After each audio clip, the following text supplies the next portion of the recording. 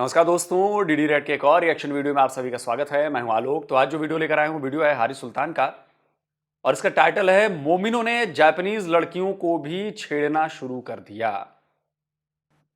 तो जी हां, ऐसी खबरें जापान से आ रही हैं और जहां पर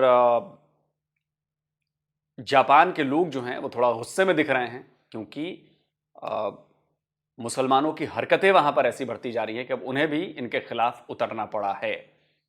और जैसा कि आप देख रहे हैं कि दुनिया भर में ये चीज़ें हो रही हैं और सबसे बड़ी बात है कि ये बगैर सबूत नहीं हो रही हैं, सबूत रिकॉर्ड किए जा रहे हैं, उनकी हरकतें रिकॉर्ड की जा रही हैं, ऑन रिकॉर्ड हो रही हैं कि कोई डिनाई ना कर दे कि भाई नहीं ऐसा नहीं हुआ होगा, मैं नहीं मानता, तो भाई सबूत लो। तो ये चीज़ें हो रही हैं और जापान में बहुत पहले ये खबरें आई थी कि भाई वहाँ पर जो हैं वो मुसलमानों के खिलाफ जो हैं लोगों में माहौल बन रहा है क्योंकि हरकतें वो लोग देख रहे हैं, ऐसी खबरें आई थी। तो चलिए देखते हैं कि भाई ताज़ा क्या हुआ है मामला, हारिस सुल्तान क्या बता रहे हैं। क्या वजह है? हर मुल्क में, दुनिया के हर कोने में, हर कल्चर में एक कौम है जिसके खिलाफ लोग मुजाहरे कर रहे हैं रोज, हर जगह पे। यूरोप में आपको दिखाया, इंडिया में आपको पता है, म्यांमार में आपको पता है, चाइना में आपको पता है, अमेरिका कनाडा में भी आपको पता है, हर जगह पे वहां पे इंडियंस, चाइनीज उनके खिलाफ नहीं हो रहे, वियतनामियों के खिलाफ या थाईलैंडों के खिलाफ, उनके खिलाफ कहीं पे नहीं हो रहा। मोमिन हर जगह पे। अक्सर हम आपको एग्जांपल दिया करते थे कि जापान में देखें जी, जापान में क्राइम बड़ा लो है, जापान में इस तरह की हरकतें नहीं है क्योंकि वहां पे उन्होंने इमिग्रेंट्स को नहीं आने दिया। लेकिन एक जहर, एक वायरस है जो हर जगह पे पहुंच जाता है क्योंकि इनके अपने मुल्क गंदे हैं, अपने मुल्कों में इनके पास कुछ होता नहीं है। तो वहां पर ये हर उस अच्छे मुल्क में पहुंच जाते हैं, खुशहाल मुल्क में, और वहां पे जाके गंद मचाने लग जाते हैं। वहां पे कहते हैं हमने इनको अपने पुराने मुल्कों जैसा करना। अभी कुछ वक्त पहले आपके सामने एक वीडियो डाली थी जिसमें दिखाया कि 7 इजिप्शियनों ने इटली में 13 साल की बच्ची का उसके बॉयफ्रेंड के सामने उसके साथ जिनसी ज्यादतियां की, और बेतहाशा वाकयात ऐसे हैं। अभी रोज इस तरह की वीडियोस आती हैं जहां पे पाकिस्तानी मोमिन, इंग्लैंड में क्योंकि पाकिस्तानी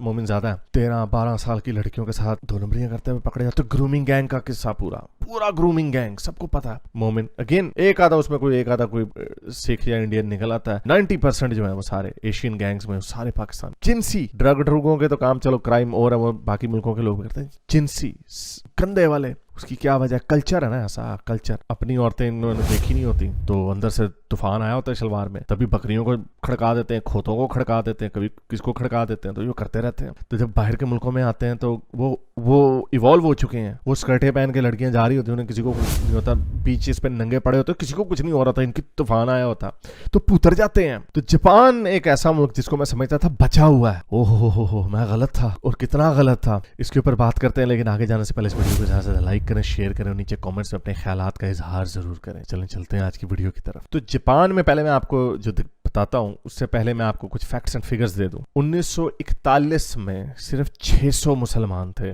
जापान के अंदर, और वो जापानी ही मुसलमान थे।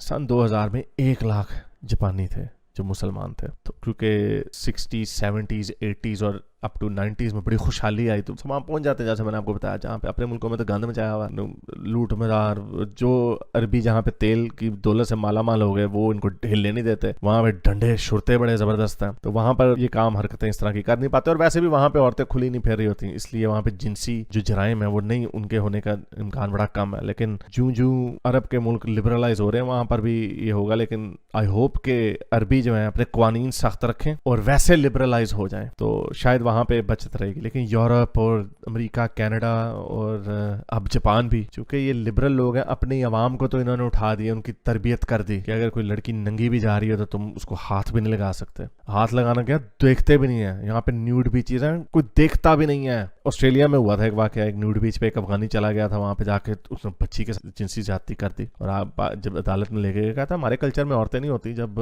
यहाँ पर मैंने नंगी औरतें देखी तो मैंने कहा शायद वो करवाना चाह रही है मैंने से अपना काम। पागल, जहनी मरीज, खोते, बेवकूफ।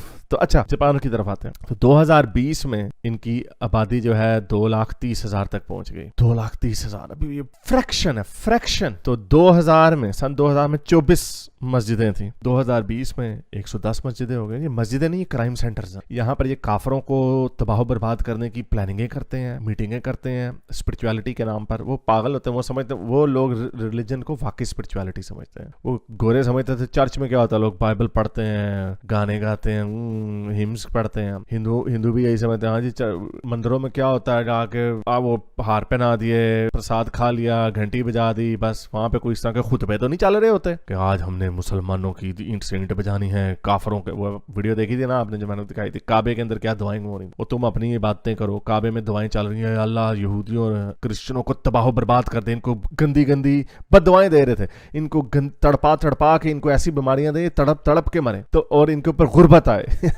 इनके जो अंदर के हसद, ये सिर्फ वाहिद मजहब है ऐसा। बुद्धिस्ट जो है उनको तो वैसे ही कोई परवाह नहीं होती, वो तो वैसे ही बैठ के पता नहीं मेडिटेशन कर रहे होते हैं, तो वो स्पिरिचुअलिटी होती है। तो बाकी के मजहब के जब इनको जाके बताया था हमारा भी एक मजहब है, हमें भी मस्जिद बनाने दें, तो वो समझते हैं यही काम उधर भी होंगे, तुम्हारी मस्जिदों में। जहालत उनकी मारी गई वहां पे। इसलिए कहते हैं सारे मजहब बेवकूफी में तो एक जैसे हो सकते हैं, लेकिन जो तशद्दुद है उसमें एक जैसे नहीं है। ये मजहब सूरह तौबा पढ़ लो, सूरह तौबा पढ़ो जाके, इसके अंदर ओए हो जो काफरों की ईंट से ईंट बजाई हुई है। तो उनको ये पता नहीं होता जाहिर बात कहाँ पड़ी होती है, वैसे दाड़ियां लगा के कर जाते हैं। और वो फिर इनको तबलीगियों की भी इजाजत देते हैं, हाँ ये तबलीगी जमात में जाते हैं, वहां पे जाके मौज मस्ती करते हैं, वहां पे ब्रोथलों में भी जाते हैं पीछे से, लेकिन अपना काम कुम भी करके आ जाते हैं, चंदे बटोर के मजे इंटरनेशनल ट्रैवल करके बुनियादें रखाते हैं। तभी फ्रांस ने और जर्मनी ने दोनों ने कह दिया कि अब अंदर, ऑस्ट्रिया ने भी, हमारे अपने इमाम ही आएंगे, ऊपर से तबलीगी जमातें जी मुंह तक कोई नहीं, दौड़ जाए, क्योंकि पता बाहर से आते हैं सारी बात। फिर पीछे हुकूमत भी होती है, तुर्की की हुकूमत है उनके पीछे, यहाँ भी जाकर ये जहर घोलो इनकी सोसाइटियों के अंदर। तो anyway,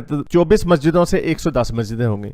90% जो मुसलमान है जापानी, ये जो 2,30,000 आपको बताए, 90% वो लोकली जापान नहीं, बाहर के आए हुए हैं। यानी तो ये ड्रामेबाजी भी कहते हैं Islam is the fastest growing religion, वैसे नंबर बता देंगे कि वो उधर सिर्फ इतने थे, अब देखो वहां पे 2,30,000 हो गए, कितनी तेजी से बढ़ा इस्लाम। माइग्रेंट्स हैं, जाते हैं वहां पे गंद करने। तो एनीवे, तो जो मैंने आपको बताया कि जिनसी जराइम में ये सबसे आगे हैं, पागल हो जाते हैं, बकरी देखते हैं, बिल्ली देखते हैं, कुत्ता देखते हैं, खोता सलेंसर गाड़ी का, ये वीडियो नजर में, झूले के साथ वो गंदी हरकतें कर रहा था, झूले के साथ, थोड़े हुए पागल जहनी मरीज। तो अगेन अब ये वीडियो देखिए, जापान में ये लोगों ने प्रोटेस्ट किया है क्योंकि वहां पर जो मुसलमान है उनका स्कूल लड़कियों को, जो उनकी स्कूल की लड़कियां 15-16 बेचारी मासूम होती है, उनको नहीं पता चलता, जैसे इजिप्शियन ने 13 साल की, उनको नहीं पता चलता, बच्चे मासूम होते हैं। अगेन वो अपने कल्चर में ग्रो हुए होते हैं, उनके कल्चर में। अब जैसे आइसलैंड के कल्चर में लोग ऐसे ही बच्चों को अपने लोग छोड़ के चले जाते हैं क्योंकि वहां पे कोई इस तरह के काम नहीं हो रहे होते, क्राइम नहीं है, जीरो क्राइम है तकरीबन। जापान की भी हम मिसाल दिया करते थे, जीरो क्राइम। स्कैंडिनेवियन कंट्रीज की मिसाल दिया करते थे, जब से यहाँ पे स्वीडन वगैरह में ये मोमिनीज गए, वहां के बेड़े गर्क हो गए, बखे उधेड़ दिए उन्होंने। तो उन्होंने अपनी आवाम की तो तरबियत कर ली। जब ये बाहर से आते हैं तो जाहिर बात है अपने कल्चर को लेके आते हैं, अपने जो इनके सिस्टम ब्रोकन है ना। मैं आपको ये बात बताऊं, मैं जब पाकिस्तान में से आया इधर ऑस्ट्रेलिया में, क्योंकि मुझे भी देखा हुआ था, मैंने इतना वक्त पाकिस्तान में नहीं गुजारा, जाहिर बात है मैं 19 साल की उम्र में इधर आ गया था, लेकिन हमें पता था हर जगह पे 2 नंबरी करते हैं, मीटर वाला पैसा लगा देगा और वो बन जाता है मुआशरा आपका कि आपको वो काम करना पड़ता है, आपका मीटर नहीं लगेगा, आपका काम नहीं होगा, आपको रिश्वत वगैरह देनी पड़ेगी। तो हम, और ये बड़ा मशहूर, ये पाकिस्तानी भी इस पर बड़े फख्र से बात करते हैं कि वो पाकिस्तानी 2 नंबर तरीका निकाल ही लेता हर जगह पे। तो जब मैं यहाँ पे आया, मैंने जब क्रेडिट कार्ड्स लिए, बैंक लोन्स लिए, तो मैंने देखा कि इनको बेवकूफ बनाना तो बड़ा आसान काम है, तो गोरों को चकमा देना बड़ा आसान काम है। फिर देख, जाहिर बात है फिर मेरी भी तरबियत हो रही थी आहिस्ता आहिस्ता। तो आप ये देखते हैं कि यहाँ पर इनको बेवकूफ बनाना जो है, उसमें तुम समझते हो कि तुमने इनको बेवकूफ बना दिया। वो उनकी तरबियत इतनी अच्छी हुई है कि वो ट्रस्ट करते हैं एक दूसरों के ऊपर, ट्रस्टिंग होते हैं लोग। जो बंदा भी बाहर आए, और ये जो पाकिस्तानी कोई मुसलमान भी मेरी बात सुन रहा है, वो भी इस बात की गवाही देगा कि गोरों को, इन लोगों को बेवकूफ बनाना कितना आसान काम है। वो आप असल में इनको बेवकूफ नहीं बना रहे होते हैं, वो आप अपनी असलियत दिखा रहे होते हैं। तो बहरहाल ये वीडियो देखें, यहाँ पे जैसे मैंने आपको बताया कि ये वहां पे मोमिनों के वही काम शुरू हो गए, वहां पे प्रोटेस्ट हो रहे हैं जापान जैसे मुल्क में। फिर मैं ये बताता हूँ, ये देखें, ये पुर्तगाल में प्रोटेस्ट हो रहा है, निकालो इनको मोमिनों के खिलाफ। जर्मनी में हो रहा है, निकालो मोमिनों को। कोई नहीं कह रहा इंडियंस को निकालो, कोई नहीं कह रहा थाईलैंडियों को निकालो या चाइनीज को निकालो, वियतनामियों को, कोई नहीं कह रहा। वो भी बहुत तादाद में उनके माइग्रेंट्स इधर है। इनको क्यों कहा जाता है? और मान लो तुम्हारा कल्चर, तुम्हारे मजहब से लेके हर चीज ने तुम्हारा बेड़ा गर्क किया हुआ, और गरूर इतना है इनको। तो ये इनकी हरकतें अनफॉर्चुनेटली ये नहीं सुधरने वाले। इनका पूरी दुनिया में इनको छितरपोला होने वाला होगा, और अब देखेगा बड़ी स्पीड में छितरपोला होगा। और ये अच्छा जापान में भी होगा, क्योंकि मैं सुन रहा था कोई 5-6 महीने पहले की खबर थी, क्योंकि जापान की की पॉपुलेशन बड़े बुरे तरीके से गिर रही है, तो वो बड़े थोड़े में इस वक्त इमिग्रेंट्स को लेने के लिए। इमिग्रेंट्स लेने हैं, ले लो, पूरी दुनिया से ले लो, मोमिन मुल्कों से मत लेना, वरना तुम्हारा वही हाल होगा जो फ्रांस का हुआ, जो जर्मनी का हुआ, जो इटली का हुआ। पोलैंड और हंगरी बचा हुआ, पोलैंड में भी लेफ्ट की गवर्नमेंट आ गई, अब उधर के लोग भी डरे हुए कि उधर के भी बॉर्डर खुल जाने हैं। या जो इंग्लैंड में हुआ, जो कनाडा में होना है, अभी अमेरिका में भी होने वाला। तो ये अगर अपने मुल्कों को बचाना, इनको नहीं लिया जाए। ये जहां जाते हैं गंद करते हैं, जहां जाते हैं बुरे काम करते हैं,